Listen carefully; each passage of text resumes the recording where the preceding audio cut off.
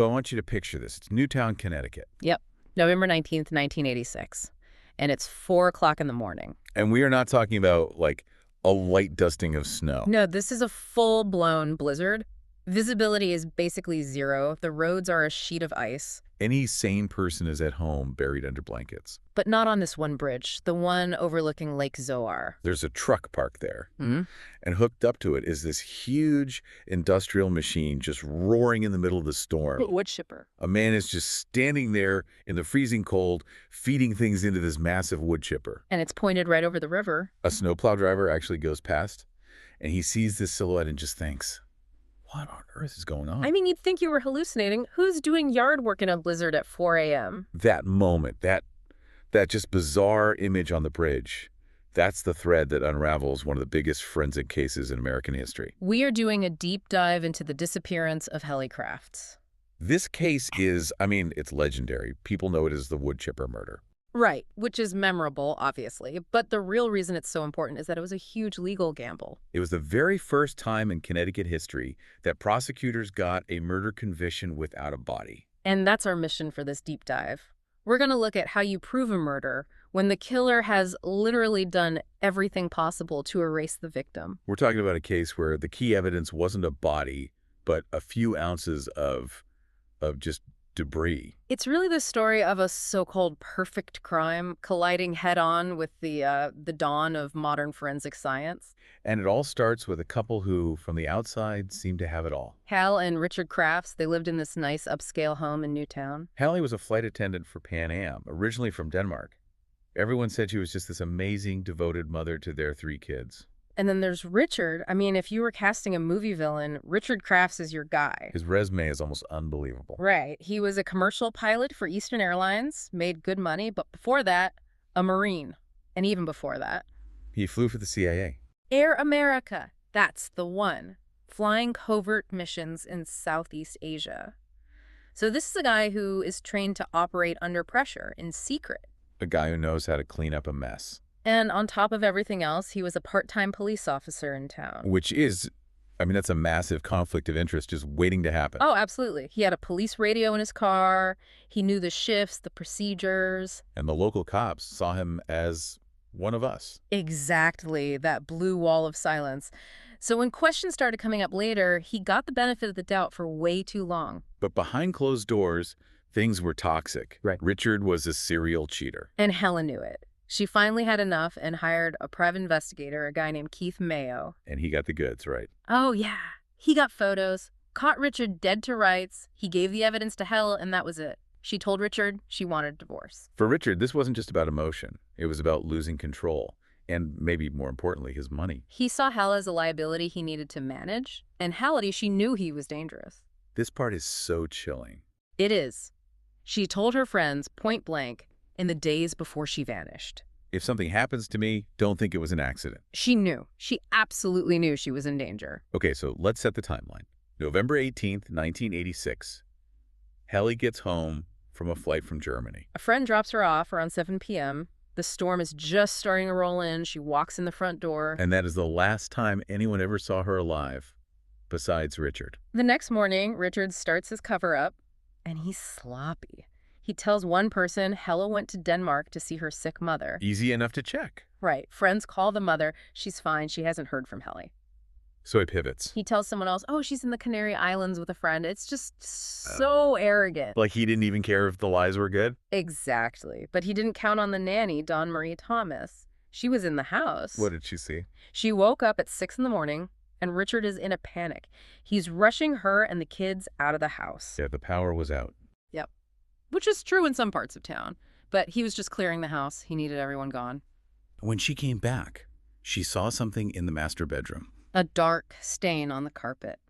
About the size of a grapefruit. And he said it was spilled kerosene. Kerosene, which makes zero sense. It's clear, for one thing. And then a few days later, the entire rug is gone. He said he burned it because it smelled. I mean, the red flags are just piling up. It's enough that the PI, Keith Mayo, goes into overdrive. He's convinced Richard killed her. He even went to the town dump and started digging through garbage trying to find that rug. He never found it, but he made so much noise that the state police finally had to get involved. And once they pulled Richard's financials, the perfect crime started to unravel. Let's walk through that shopping list. It is so specific.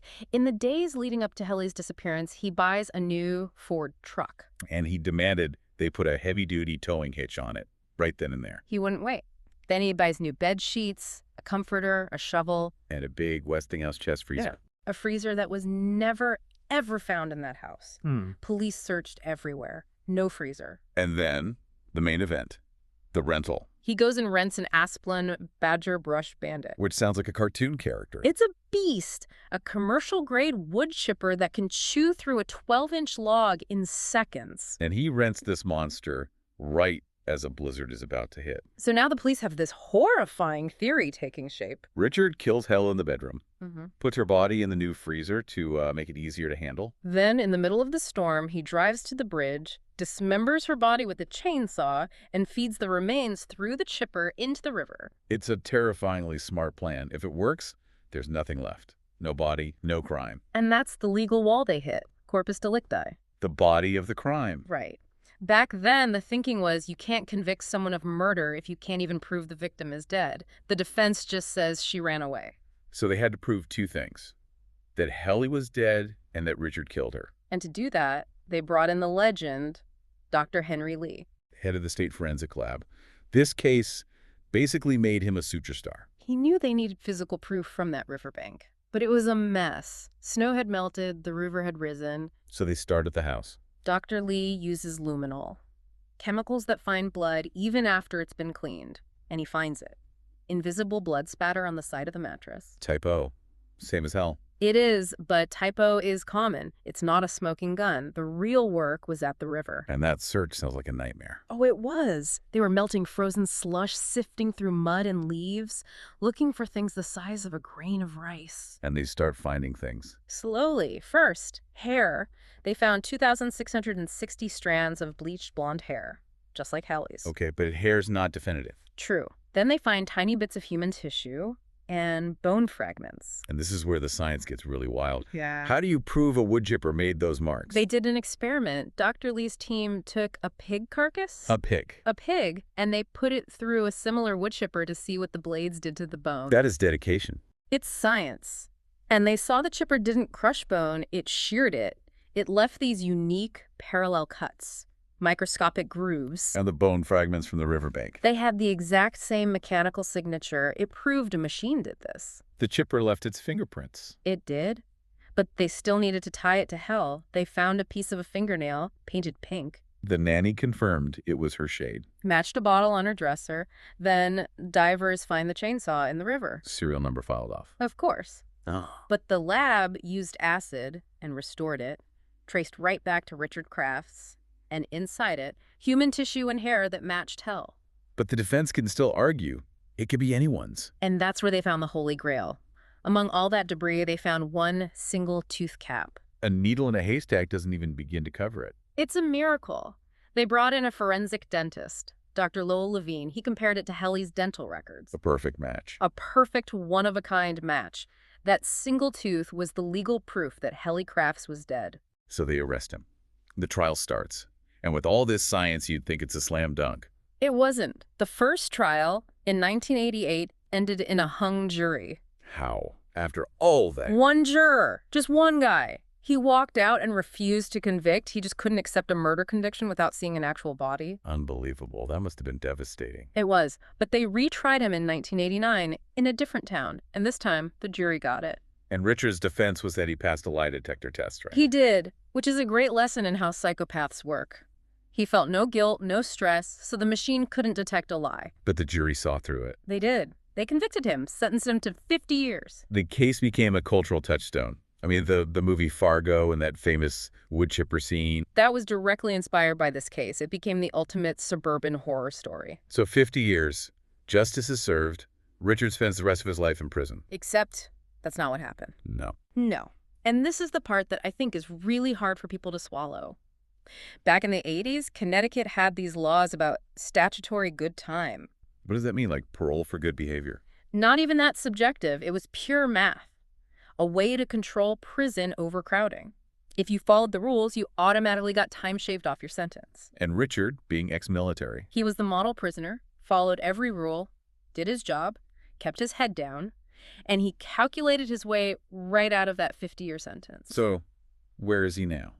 In January of 2020, at 82 years old, Richard Crafts was released from prison. He's out? He served about 30 years. He was released to a halfway house and then to a homeless shelter for veterans in Bridgeport. And his children. They want nothing to do with him. They were raised by his sister, who cut him off completely. He's a free man, but he's a ghost. It's such a strange, dark irony. He tried to erase Helle so he could keep his perfect life. And in the end, he lost everything. And now he's the one who's been erased from his own family. The perfect crime wasn't perfect at all. It was just arrogant. And it was undone by the tiniest things. A few strands of hair, a fingernail, a single tooth. And a snowplow driver who happened to be working late. It just shows you the truth finds a way, sometimes in just 3 ounces of evidence. It leaves you with this really unsettling question, though. Richard Crafts played by the prison rules and got out early. But can you really do the time for a crime like that? A crime where the whole point was to make someone cease to exist. I don't know if there's a number of years that ever makes that right. Forensically, though, Helle Crafts definitely got the last word. That she did. Thanks for diving deep on this one with us. It's a tough story, but the science is just incredible. We'll see you on the next deep dive.